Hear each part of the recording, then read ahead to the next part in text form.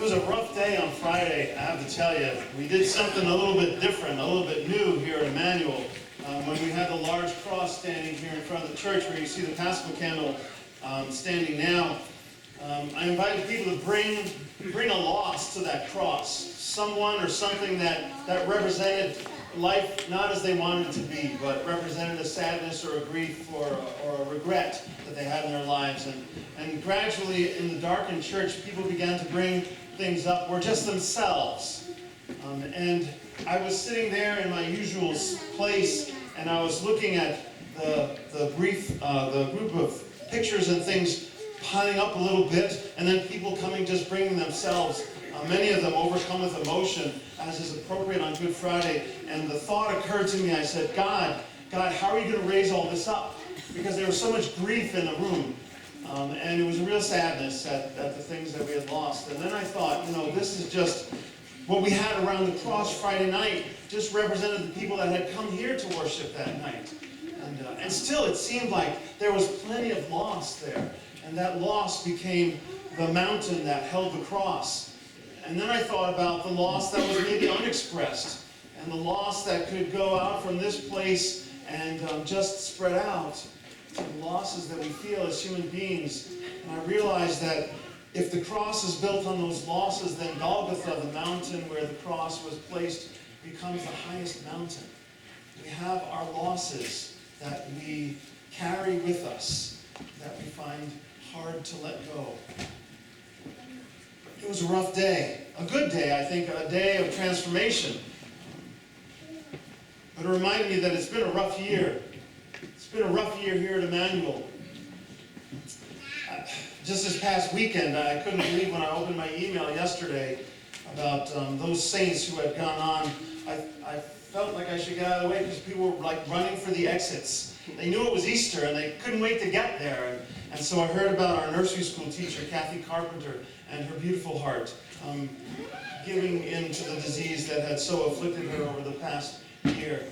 I thought about Barbara Peterson, that rock, who always had that great sense of humor, and her New England accent, who just seemed to weather the storms with a smile on her face. I thought about Karen Falco's friend Beverly and Lynn Fargo's friend Joan, and what the families are going through right now.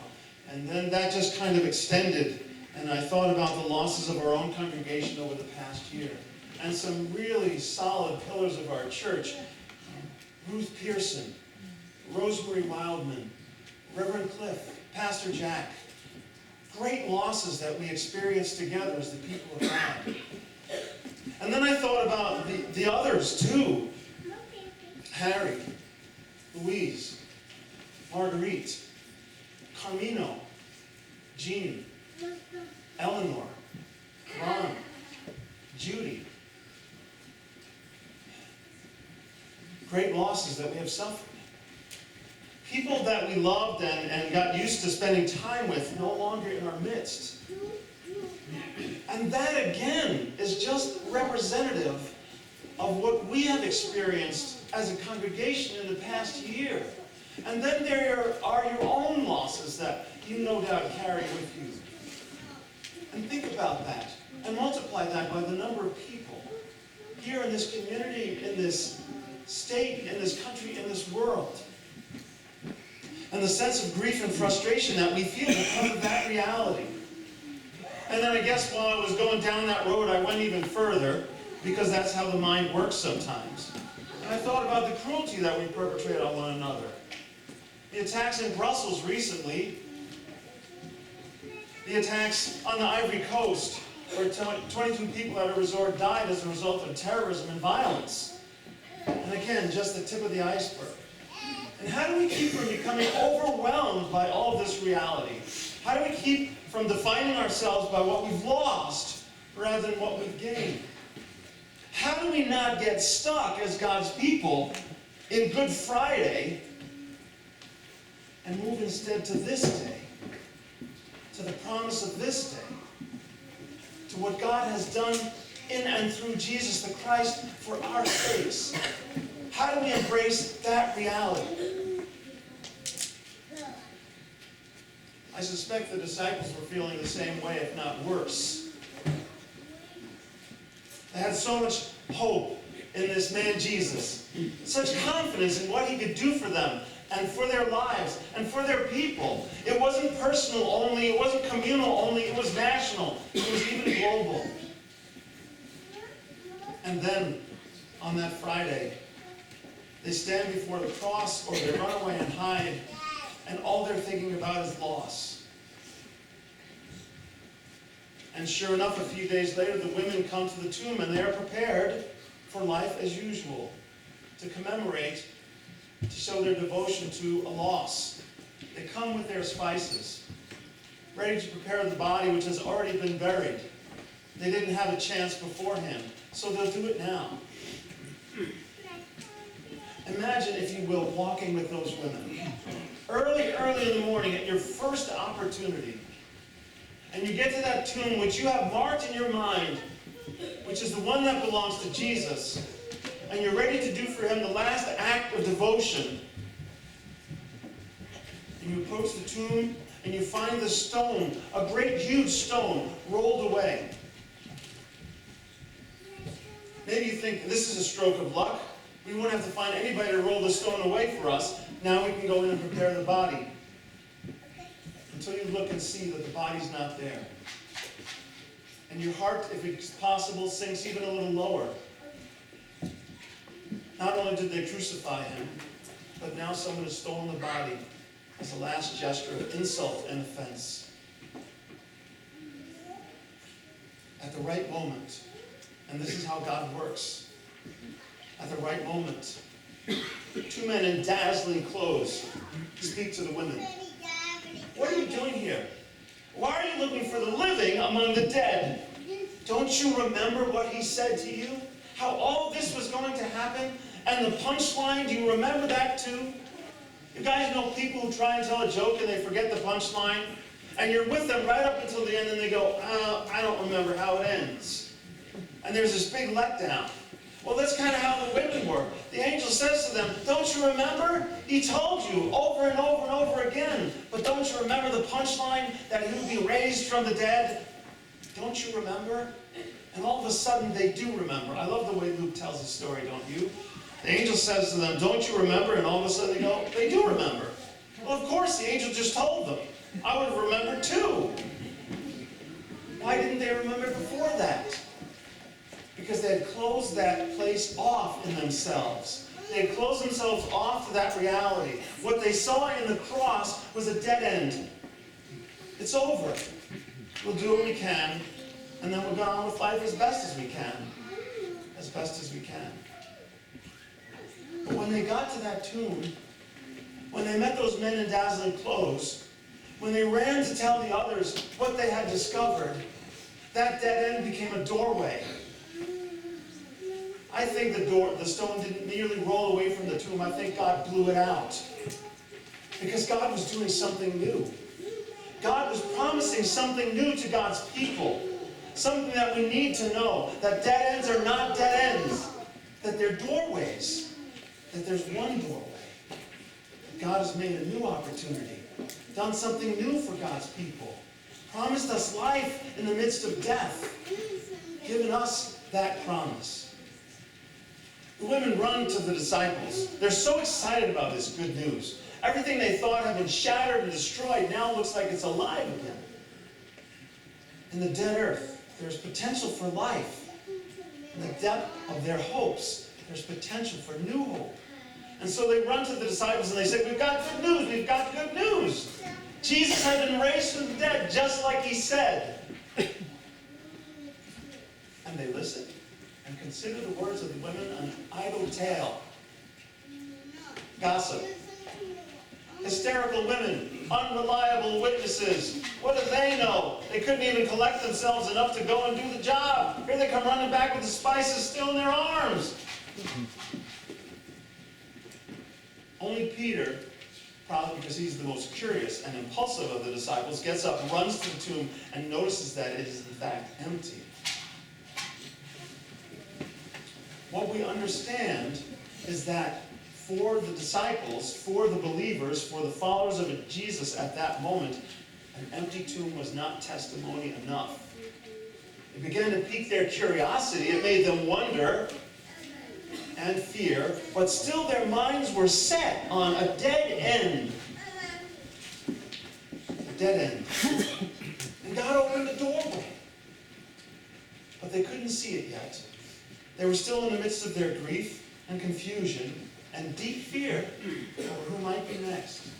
And so this gossip is just an idle tale that might have at its very edges an element of truth. I've often wished that the symbol of the Christian faith, rather than being a cross, was an empty tomb. The cross is good. It reminds us of how much God loves us and suffers for us. But it's not the end of the story. Our witness as Christians is not of a dead end, but of a doorway. As we read together in Psalm 118, "Open for me the gates of righteousness, I will enter them." A psalm often read at gravesides. The gate of righteousness. The doorway through which we're all invited to go. To a new reality. But not just when you die. Right now. Today. Immerse yourself in that new reality. Release those that you love into that reality.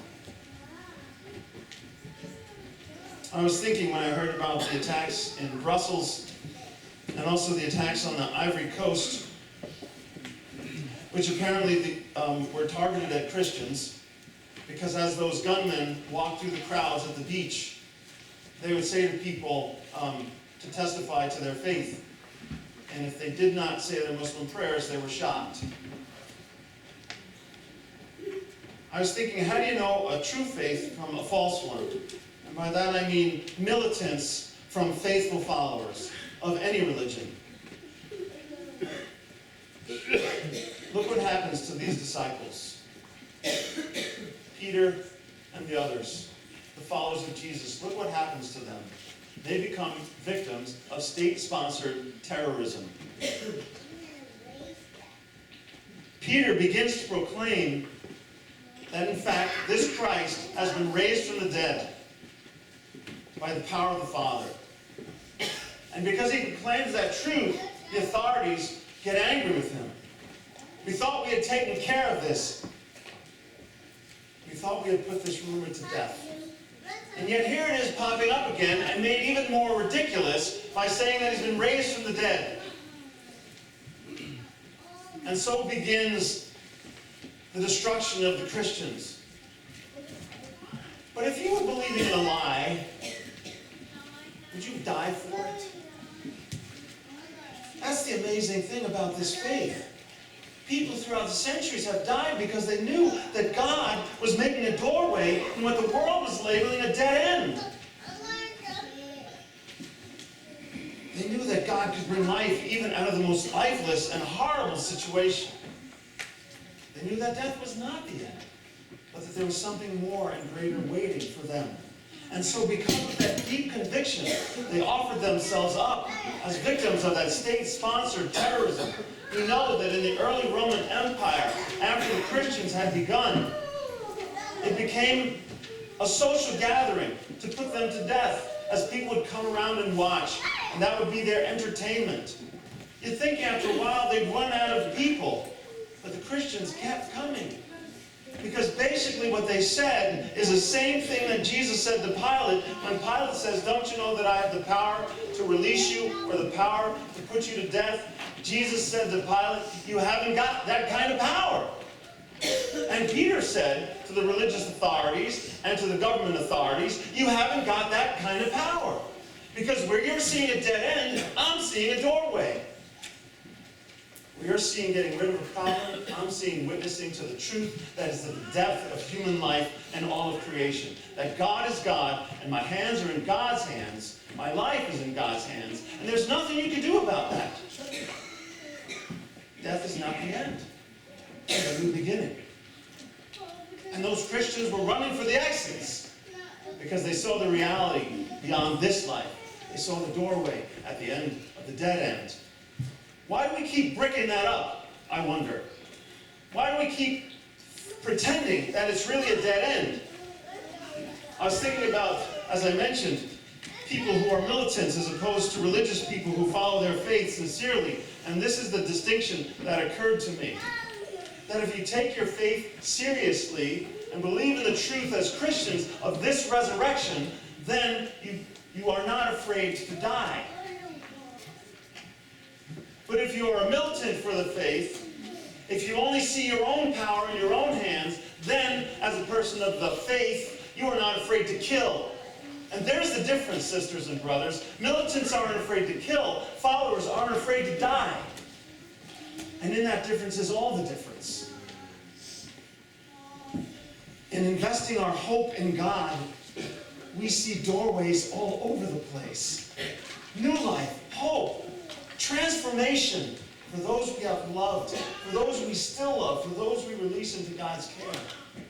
We see doorways and not dead ends. And then our mission becomes, as God's people, blessed by this truth and that future, to be those who break down the dead ends, who break through the obstacles, who take down the barriers, who open the doors, who share life and love with people freely, because we're not afraid. If God is for us, Paul says, who can be against us? And in this resurrection, in this empty tomb, in this risen Christ who appears to his followers and eats with them and blesses them and offers them peace, we know that God is for us. Today, this day, changes everything. Changes everything. There are no more dead ends. For God always makes for us and for all God's people a doorway.